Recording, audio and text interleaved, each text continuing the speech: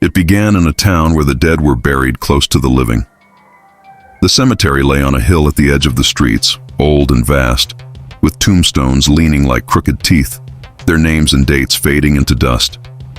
People avoided it at night, for whispers traveled that the ground there never slept, and among those graves, always at the same spot, sat a stray dog.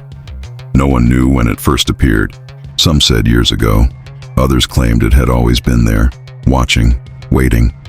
It was a thin animal, ribs showing under matted fur, its coat the color of ash. Its eyes glowed faintly in the dark, yellow and sad, like lanterns fading in fog.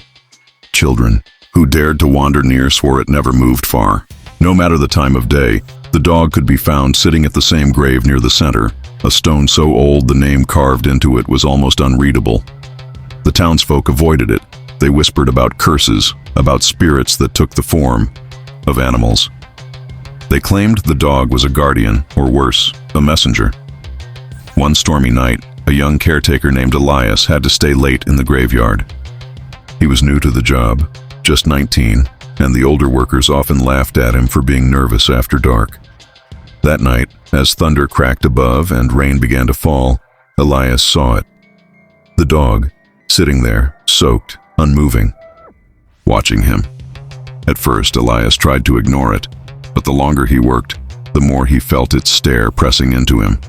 Finally, curiosity overcame fear, and he approached. The closer he got, the stranger the air felt. Colder, heavier, as though the earth itself held its breath. The dog didn't growl, didn't bark. It only lowered its head, eyes flicking toward the grave beneath it. Elias glanced down. The stone was cracked, nearly consumed by moss. He knelt and brushed away some of the dirt, straining to read the faded inscription. But before he could finish, a sound tore through the graveyard, a whisper. So close it felt as though it came from the ground beneath him. "Leave." Elias froze. His breath clouded in the air, though the night was warm. He stumbled back, heart racing. The dog lifted its head again, staring into the darkness beyond the graves. And that's when Elias realized the whisper hadn't been meant for him. It had been meant for whatever else was out there. Something moving between the stones, something watching them both. Elias didn't run. He wanted to. Every instinct screamed at him to get out of the graveyard, to flee the storm, the whispers, the dog's glowing eyes. But something in that moment rooted him to the spot. The dog stayed still, ears perked, gaze fixed on the spaces between the graves. Elias strained his eyes against the sheets of rain, and then he saw it.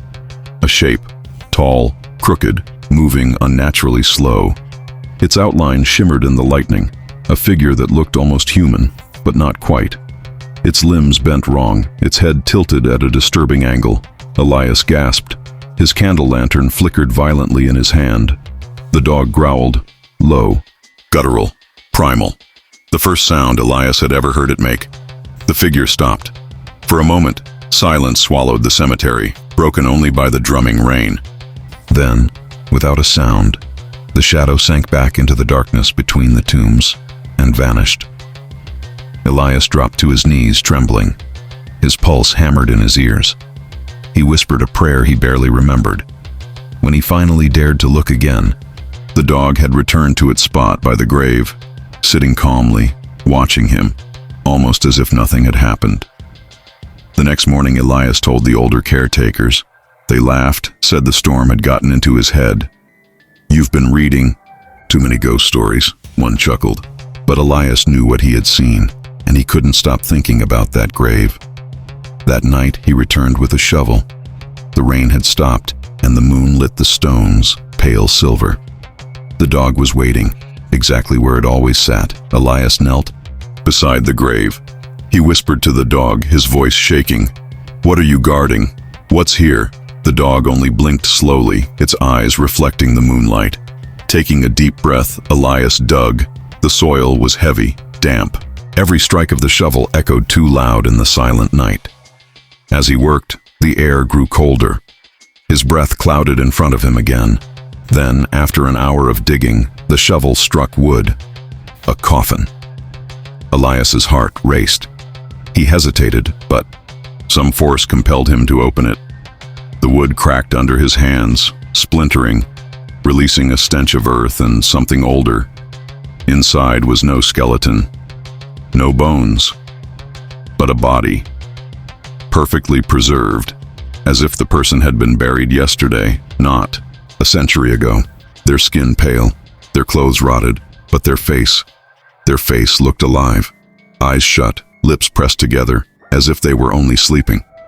Elias staggered back, choking on fear, and then the eyes opened. The corpse stared directly at him. The dog snarled, baring teeth, stepping between Elias and the coffin. The air filled with whispers, dozens of voices overlapping, rising from the ground itself. "Leave! Leave! Leave!" The coffin rattled violently. The body inside began to move, its pale hands twitching, clawing at the edges. Elias scrambled to his feet, mud splattering his clothes, and ran.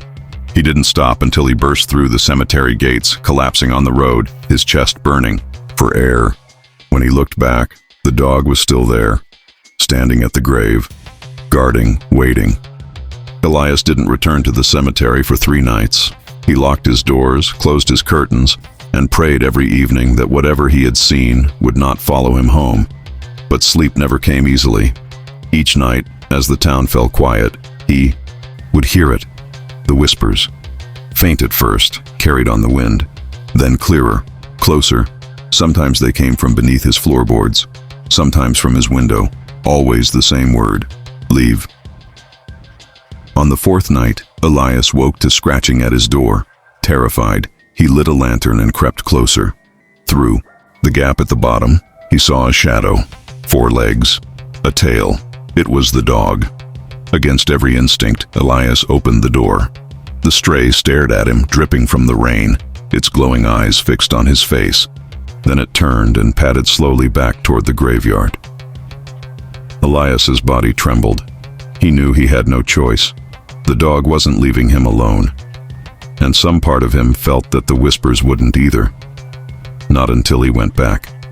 The cemetery was darker than ever. Clouds smothered the moon, leaving the graves in suffocating black. The dog led him directly to the same cracked tombstone.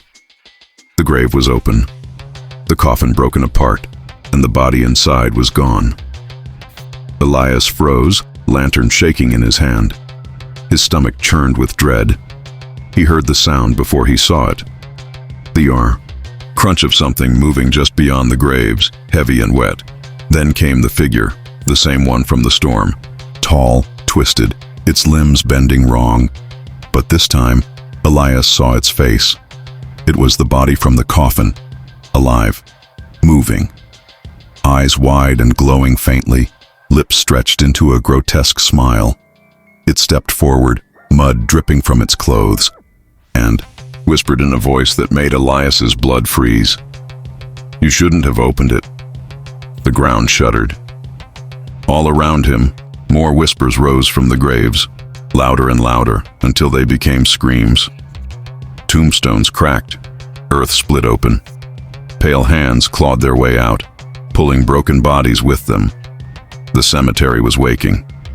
Elias stumbled back, but the dog stood its ground, teeth bared, growling with a fury Elias had never seen. The corpse figure hissed, stepping closer, its gaze locked on Elias. The dog lunged, it slammed into the creature, knocking it back into the open grave. The whispers rose to a deafening pitch. The ground shook violently. Elias fell to his knees, covering his ears, lantern smashing beside him. The last thing he saw before everything went black was the dog, standing on the edge of the grave, snarling down at the thing inside, as the earth closed in on itself, swallowing the coffin whole. When Elias awoke, the cemetery was silent. The graves were still, the whispers gone. The cracked tombstone looked untouched, as if it had never been disturbed, and the dog was gone. Days passed, weeks. No one in town saw the stray again. Some said it had moved on. Others whispered it had fulfilled its duty. But Elias knew the truth. The dog hadn't been a stray at all. It had been a guardian, not of the living, but of the dead. And when Elias walks past the graveyard now, years later, He swears he still hears it sometimes, a low growl echoing between the stones, warning whatever stirs beneath the earth. Stay buried.